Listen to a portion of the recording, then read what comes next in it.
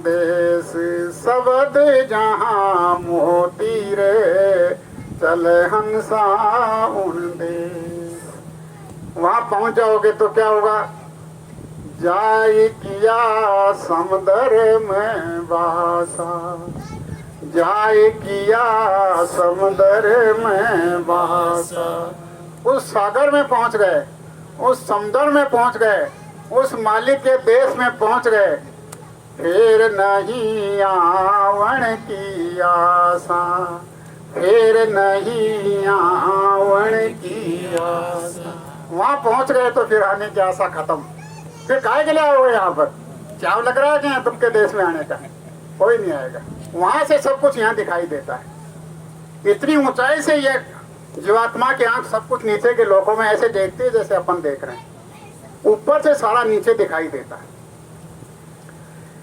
जाय किया समुद्र में वासा, जाय किया समुद्र में वासा। फिर नहीं आवन की आशा, फिर नहीं आवन की आशा। मिलियो नीरम नीर कबीर जी मोती रे, मिलियो नीरम नीर कबीर जी मोती रे चल हंसा उन देश सबद जहाँ मोती। वैसे मोती नहीं है वहाँ, शब्द के मोती। वो शब्द का आहार करती है और इतनी ताकत आ जाती है। तो उस सागर की जो ये बूंद यहाँ पर बैठी है, जब ये सागर की बूंद सागर में मिल जाएगी तो कोई उसको वहाँ बूंद कहेगा? तो ये बूंद भी फिर सागर हो जाएगी। ये भी मालिक का रूप ही बन जाएगी। तो वो जब मालिक का रूप बन गई तो फिर कमी क्या रह गई? इसलिए आज आप सब लोगों से ये हाथ जोड़ करके प्रार्थना की जा रही है कि उस मालिक के पास में चलने की तैयारी करो। अब जिनको भेद नहीं मिला, जिनको रास्ता नहीं मिला, आप मालिक से प्रार्थना करो। प्रार्थना करो कि मालिक आज हमने आपके वचनों को सुना, हमारे अंदर इच्छा पैदा हो गई, हमारे अंदर तड़प पैदा हो गई, और हमको भी आपकी शरण दो और उस मालिक का भेद रास्ता बताओ। और जो धरती पे सच्चा सतगुरु है वो आकर के हमको दर्शन दो। जब आप लोग ऐसी अपने मन से, अंतरात्मा से विरह तड़प के साथ में प्रार्थना करोगे तो जो धरती पे वास्तव में जीवात्माओं का असली मालिक है वो आपको एकदम सामने अच्छी तरह से अपना रूप दिखाएगा। ये मालिक के एक नहीं हजारों नमूने। जिसने भी मालिक को याद किया उसको उसी वक्त अपना रूप दिखा करके और विश्वास दिला दिया कि धरती पर मैं आया हूँ और तुम्हें लेने के लिए आया हूँ। तुम्हारी तड़प है तो तेरे से ज्यादा मेरी भी तड़प पैदा हो रही है। तेरे तू एक कदम बढ़ाएगा तो मैं 100 कदम बढ़ाऊंगा तेरे लिए, क्योंकि मैं उस देश से लेने के लिए केवल आया हूँ। और अपना यहाँ पर आकर के परिचय देते हैं कि मैं आया उस देश से जहाँ तुम्हारो धाम, और तुमको घर पहुँचाना एक हमारो काम।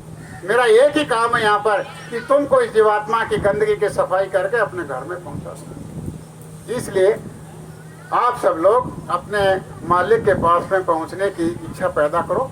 इच्छा पैदा करोगे तो आप लोग जरूर मालिक आपकी इच्छा को पूरी करेंगे। और इसके लिए ज़रूरी है मन चित्त बुद्धि को ठीक रखने के लिए हल्का शुद्ध शाकाहारी भोजन करना है। अगर आप दारू पी करके भगवान की भक्ति करोगे तो कर लोगे क्या? मांस खा करके गुरु महाराज भगवान की भक्ति करोगे तो कर लोगे क्या? क्योंकि दारू मांस ऐसा है कि जो तामसी चीज है और खून में उबाल आता है, उत्तेजना आती है, और जो दारू मांस खाने वाले हैं उनके मन बुद्धि चंचल होते हैं और वो एकाग्रता नहीं ला सकते, भगवान की भक्ति नहीं कर सकते। दूसरी बात यह है कि शरीर बनाया भगवान ने बनाया।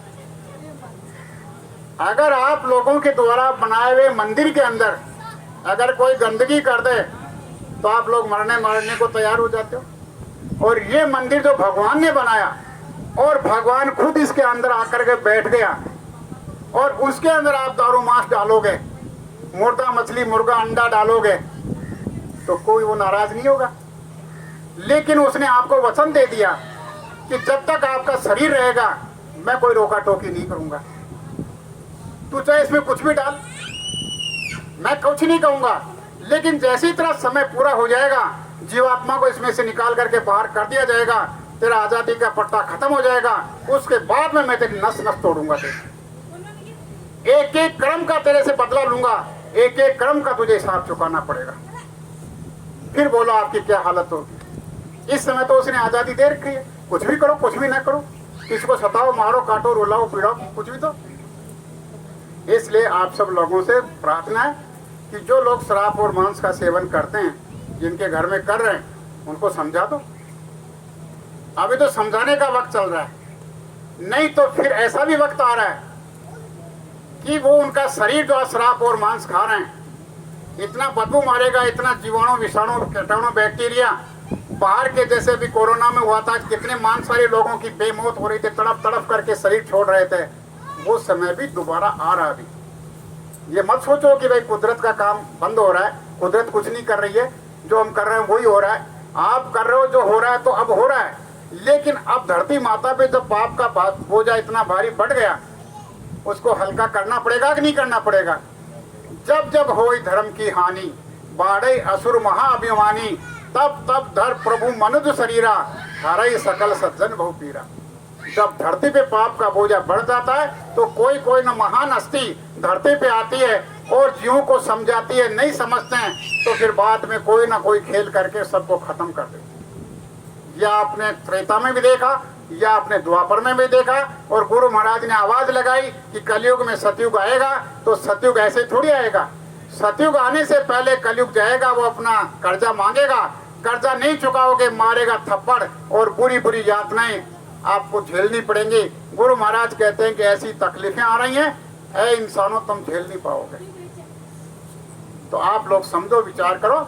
इसलिए आने से पहले, संकट के आने से पहले अभी आपके पास में वक्त है, आप किसी के बन जाओ, आप किसी के बन जाओगे।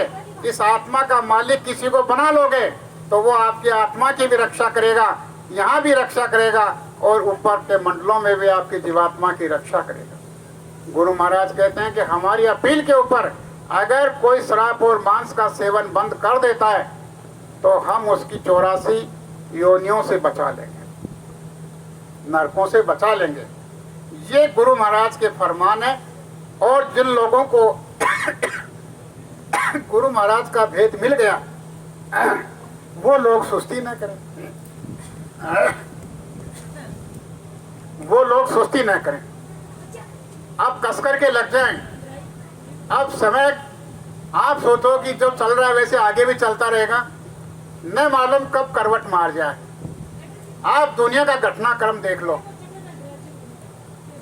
आप इजराइल, अमेरिका, और आपका ईरान, और उधर ऑस्ट्रेलिया, और आपके इधर चीन, इधर भारत पाकिस्तान, इधर आपका रूस यूक्रेन, और आपके अजरबैजान आर्मेनिया, और जो सारे देशों का इस समय जो समीकरण चल रहा है। अब शुरुआत में क्या लग रही है कि कोई भी देश अगर जरा सी सुरकारी लगा दे उस बारूद के आग, तो पूरी दुनिया एकदम एटम बम अंगारों से झुलस करके मर जाएगी। तो आज आप लोगों को ये बताया जा रहा है कि देश और दुनिया का जो घटनाक्रम है वो बहुत बेहद खतरनाक मोड़ पे चल रहा है।